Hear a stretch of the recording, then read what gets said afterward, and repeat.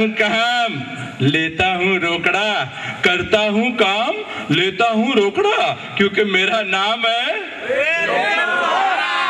हाँ, भैंस पूंछ उठाएगी तो गाना नहीं गाएगी, गोबर ही करेगी, क्योंकि शंभू का दिमाग दोधारी तलवार है। अजगर, अजगर नाम है मेरा, मैं डसता नहीं हूँ, सीधा निगल लेता हूँ। Thank you. आप लोग फिर भी इतनी तालियां बजा रहे हैं। 4 दिन पहले मैं एक शो करने गया था, मेरी आवाज पे कोई ताली नहीं बजा रहा था। एक चाचा अकेला बैठ के ताली बजा रहा था। मैंने कहा, वाह चाचा, आप समझदार हो जो मेरी हर बात पे ताली बजा रहे हो। चाचा ने कहा, चुप कर, मैं ताली थोड़ी बजा रहा हूं, मैं तो तंबाकू मल रहा हूं। दोस्तों, आज ये बॉलीवुड थीम है। फिल्म जब देवदास बन रही थी, संजय लीला बंसाली ने सबका ऑडिशन लिया कि जो अच्छा डायलॉग बोलेगा उसको मैं हीरो बनाऊंगा अपनी फिल्म का। शाहरुख खान, दिलीप कुमार सब गए थे ऑडिशन देने और लाइनें लिख के दी, कौन कमबख्त है जो बर्दाश्त करने के लिए पीता है। सबसे पहले शाहरुख खान, उसके बाद दूसरे फिल्म स्टार, और ये हर फिल्म स्टार ये डायलॉग हर अवार्ड फंक्शन में बोलता है, चाहे धर्म जी हो, जैकी दादा हो, कोई भी हो। तो सबसे पहले शाहरुख खान, अगर आपको आवाज अच्छी लगे तो आप लोग तालियां बजाना। सबसे पहले शाहरुख खान, डायलॉग एक है, उसको सब फिल्म स्टार अलग अलग अंदाज से बोल रहे हैं। सबसे पहले शाहरुख खान जी।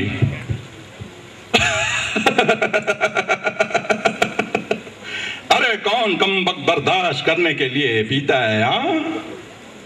अरे हम तो पीते हैं इसलिए यहाँ पर बैठ सकें, तुमसे 2 बातें कर सकें, तुम्हें बर्दाश्त कर सकें। बाबूजी ने कहा पारो को छोड़ दो, पारो ने कहा शराब छोड़ दो, तूने कहा हवेली छोड़ दो।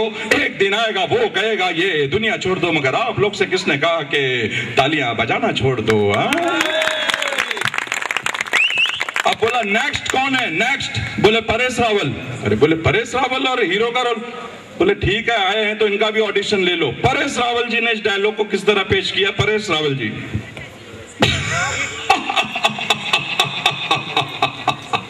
कौन कमबख्त बर्दाश्त करने के लिए पीता है, मैं तो पीता हूं इसलिए यहाँ पर बैठ सकूं, तुझसे 2 बातें कर सकूं, तुझे बर्दाश्त कर सकूं। बाबूजी ने कहा पारो को छोड़ दो, पारो ने कहा शराब छोड़ दो, तुमने कहा हवेली छोड़ दो। एक दिन आएगा वो कहेगा ये दुनिया छोड़ दो। मैं सब कुछ छोड़ सकता हूं, मेरा नाम है परेश रावल, कभी नहीं छोड़ूंगा खाना बासमती चावल। समझ गए? अब दिलीप कुमार साहब आए, बोले ये तो, हाँ बोले ओल्ड देवदास में इन्होंने रोल किया है, इनको भी एक चांस दो।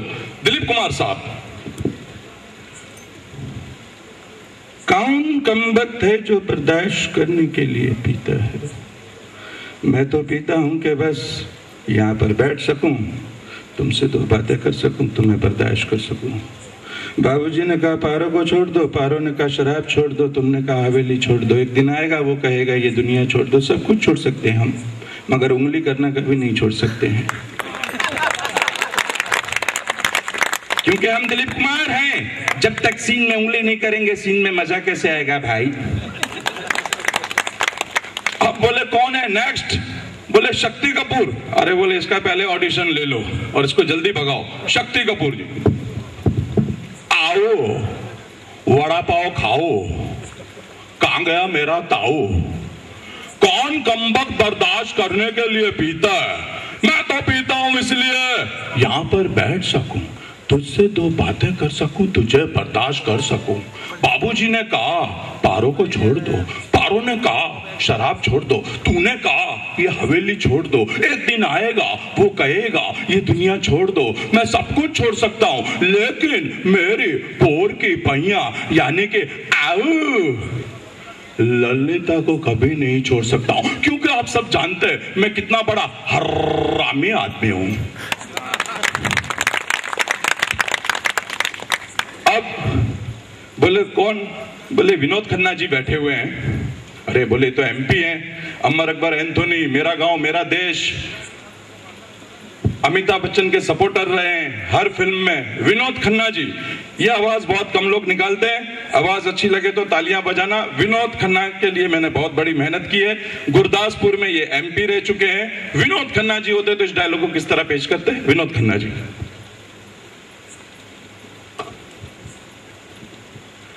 ऐसे अमंचे तमंचे तो बच्चे बच्चे भी लेके घूमते हैं।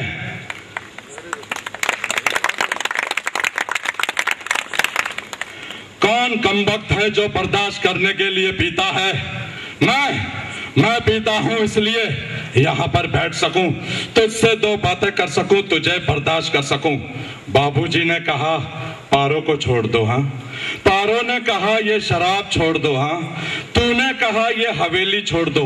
एक दिन आएगा वो कहेगा ये दुनिया छोड़ दो। मैं सब कुछ छोड़ सकता हूं, लेकिन गुरदासपुर में अपनी एमपी की कुर्सी कभी नहीं छोड़ सकता हूं। सुपरस्टार नहीं छोड़ सकते। याद कीजिए, थे पुराने जमाने के कन्हैया लाल जी, जिन्होंने जिंदगी में कभी अच्छा काम नहीं किया, लोगों को खेत खलियान जमीन जायदाद हड़प किए। बोले कन्हैया लाल जी होते तो इस डायलॉग को किस तरह पेश करते? कन्हैया लाल जी, अरे कौन कमबख्त बर्दाश्त करने के लिए पीता है? अरे मैं तो पीता हूं इसलिए यहां पर बैठ सकूं, तुझसे दो बातें कर सकूं, तुझे बर्दाश्त कर सकूं। अरे बाबूजी ने कहा पारो को छोड़ दो, पारो ने कहा शराब छोड़ दो, तूने कहा हवेली छोड़ दो। अरे पर्वतिया, एक दिन ये गांव वाले कहेंगे ये खेत खलियान छोड़ दो। ये लाला सब कुछ छोड़ सकता है, लेकिन ब्याज का धंधा कभी नहीं छोड़ सकता है, कभी नहीं छोड़ सकता है ब्याज काट के। Thank you. कुछ हंसी मजाक की बातें आपके सामने पेश कर रहा हूं। दुनिया का हर पति गजनी की आमिर खान की तरह होता तो क्या होता? दुनिया का हर पति गजनी की आमिर खान की तरह होता तो क्या होता? पत्नी की सुनता समझता और हर 15 मिनट के बाद अपनी याददाश्त खो देता। हमारी इंडियन एयरलाइंस फ्लाइट बाबा रावण के जमाने की फ्लाइट है। आसमान में इनका विमान कभी डोलता नहीं है, इनकी एरोस्टिसों को देखकर हमारा ईमान कभी डोलता नहीं है। जिस एरोस्टिस को देखो यूं, मुझ पे मेरे को एक पे दया आ गई। मैंने कहा एक्सक्यूज मी प्लीज, सुनिए। हाँ बोलिए। मैंने कहा आपकी शक्ल मेरी वाइफ से बहुत मिलती है। उसने एक चाटा मारा, कमाल है, आपकी आदत भी मेरी वाइफ से इतनी मिलती है। अच्छा, दारू पीने वालों की भी क्वालिटी होती है। एक बार शक्ति कपूर और कादर खान दोनों शूटिंग कर रहे थे। एक वहां बेवड़ा आ गया और उसने किस तरह शक्ति कपूर को परेशान किया है। हेलो गुलशन ग्रोवर जी, कैसे हैं आप? शक्ति कपूर यहां वहां देखने लगा। आपको बोल रहा हूं, गुलशन ग्रोवर जी कैसे हैं आप? मैं गुलशन ग्रोवर नहीं हूं, मैं शक्ति कपूर हूं। मैं इतना भी नहीं मारेला है। तुम गुलशन ग्रोवर है, चलो डायलॉग सुनाओ। हमारे पंजाब में ऐसा होता है नहीं होता है? मेरे बाप, मैं गुलशन ग्रोवर नहीं हूं, वो तो मेरा दुश्मन है। मैं शक्ति कपूर हूं, शक्ति कपूर हूं। तू गुलशन ग्रोवर है, गुलशन ग्रोवर है, गुलशन ग्रोवर। मैं शक्ति कपूर हूं, शक्ति कपूर हूं, शक्ति कपूर हूं, शक्ति। 2-4 मार दिया। कादर खान आए, क्या हुआ शक्ति, क्यों एक बेवड़े के साथ मुंह मारी कर रहा है? बापू, ये मुझे कब से कह रहा है कि मैं गुलशन ग्रोवर हूं, जबकि मैं शक्ति कपूर हूं। अबे बेवड़ा है, तू अपने मुंह से एक बार कह दे तू गुलशन ग्रोवर है, अपने आप चला जाएगा। तेरे बाप का क्या जाता है? अच्छा मेरे बाप, मैं शक्ति कपूर नहीं, मैं गुलशन ग्रोवर हूं, अब जा।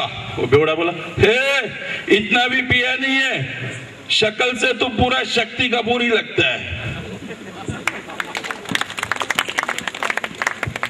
रेलवे स्टेशन पे लोग किस तरह टाइम पास करते हैं, ये बातें भी आपको बताऊंगा। सबसे पहले मैं बताता हूं, मेरी वाइफ साउथ इंडियन है, मैं हूं कच्छी गुजराती, मेरी वाइफ शेट्टी है, साउथ इंडियन है। मैं एक बार शूटिंग पे जा रहा था, मेरी वाइफ ने 11 साल हम लोग को शादी को हो गए, कभी चाय नहीं पूछा, पानी नहीं पूछा, सुबह कभी नहीं पूछती है वो। एक दिन पता नहीं क्या हुआ, मेरे बोला आइए तुम शूटिंग पे जाता है? बोला तो रोज जाता हूँ। ये लो दूध का गिलास पी के जाओ। मैं दिन भर शॉट नहीं दे पाया कि 11 साल हो गए मेरी शादी को, मेरी वाइफ ने कभी चाय नहीं पूछा, पानी नहीं पूछा, आज सुबह दूध कैसे पिलाया। शाम को मैं शूटिंग करके घर पे पहुंचा, मेरी वाइफ ने दरवाजा खोला, खोलते ही एक दूध का गिलास और, तुम्हें लगता है शूटिंग से बहुत थक गया है, ये लो और एक दूध का गिलास। क्या बात है डार्लिंग, हमारी शादी को 11 साल हो गए, कभी चाय नहीं, पानी नहीं, आज सुबह भी दूध, शाम को भी दूध, मेरे को इतना प्यार करती है, क्या बात है? आया है, तुमको कौन प्यार करेगा, तुम्हारा थोबड़ा प्रेम चोपड़ा जैसा। मैं तेरे को सुबह से शाम तक दूध क्यों देती मालूम है क्या? आज नागपंचमी है। तो मैंने अपने घर की पोल खोल दी है आपके सामने, अब धीरे धीरे और पोल खोलूंगा।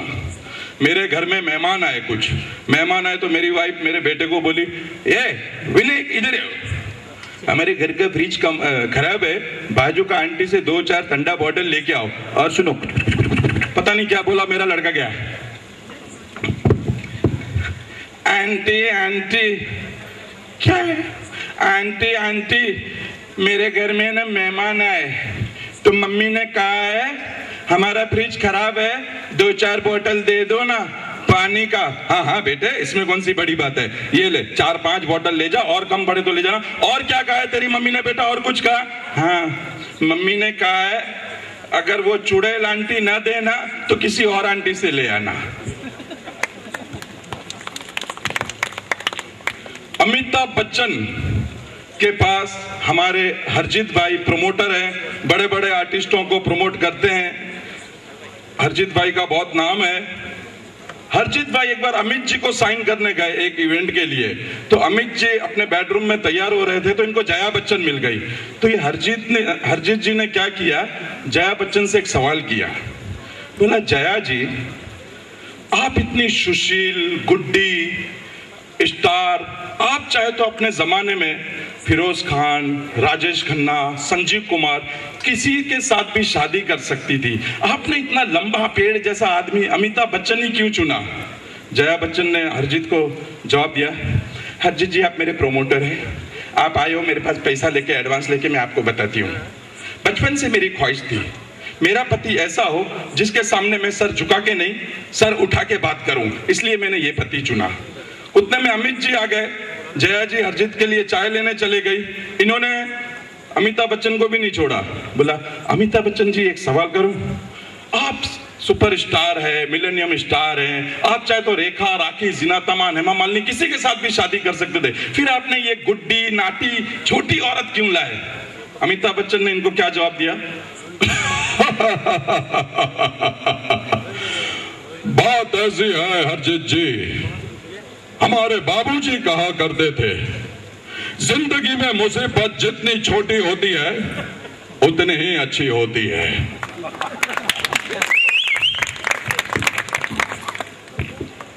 नाना पाटेकर की नौकरानी ने कहा नाना पाटेकर से, क्या नाना साहब इतने साल से तुम्हारे घर में काम करती है, कभी दिवाली नहीं, बोनस नहीं, ये नहीं, वो नहीं।